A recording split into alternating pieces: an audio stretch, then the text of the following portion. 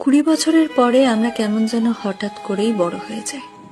হাওয়ায় ভাসতে থাকা ফুরফুরে চঞ্চল জীবনটাই হঠাৎ যেন রেসপন্সিবিলিটি, কমিটমেন্ট, হার্ডওয়ার্ক এমন সব কঠিন কঠিন শব্দগুলো লাগাম লাগিয়ে দেয়। জীবনে ঠিক কি করতে চাইছি এটা বুঝতে বুঝতেই শখের বাক্সে তালা মেরে হাতে তুলে নিতে হয় দায়িত্ববোধের চাবি। বাইরে বেরোতে ইচ্ছে করে না, বন্ধুদের ফোন ধরতেও ইচ্ছে করে না।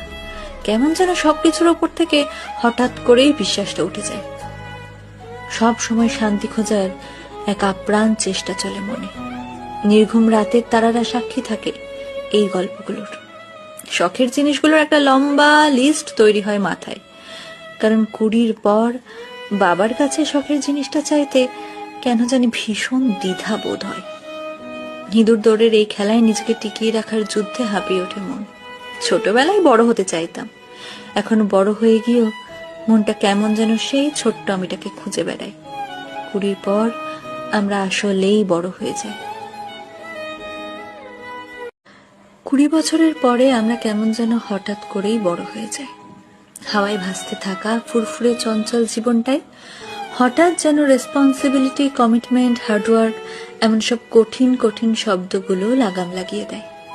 জীবনে ঠিক কি করতে চাইছি এটা বুঝতে বুঝতেই শখের বাক্সে তালা মেরে হাতে তুলে নিতে হয় দায়িত্ববোধের চাবি। বাইরে বেরোতে ইচ্ছে করে না, বন্ধুদের ফোন ধরতেও ইচ্ছে করে না। কেমন যেন সবকিছুর ওপর থেকে হঠাৎ করেই বিশ্বাসটা উঠে যায়। সব সময় শান্তি খোঁজার এক আপ্রাণ চেষ্টা চলে মনে। নির্ঘুম রাতের তারারা সাক্ষী থাকে এই গল্পগুলোর। শখের জিনিসগুলোর একটা লম্বা লিস্ট তৈরি হয় মাথায়, কারণ 20 পর বাবার কাছে শখের জিনিসটা চাইতে কেন জানি ভীষণ দ্বিধা বোধ হয়। ইঁদুর দৌড়ের এই খেলায় নিজেকে টিকিয়ে রাখার যুদ্ধে হাঁপিয়ে ওঠে মন। ছোটবেলায় বড় হতে চাইতাম, এখন বড় হয়ে গিয়েও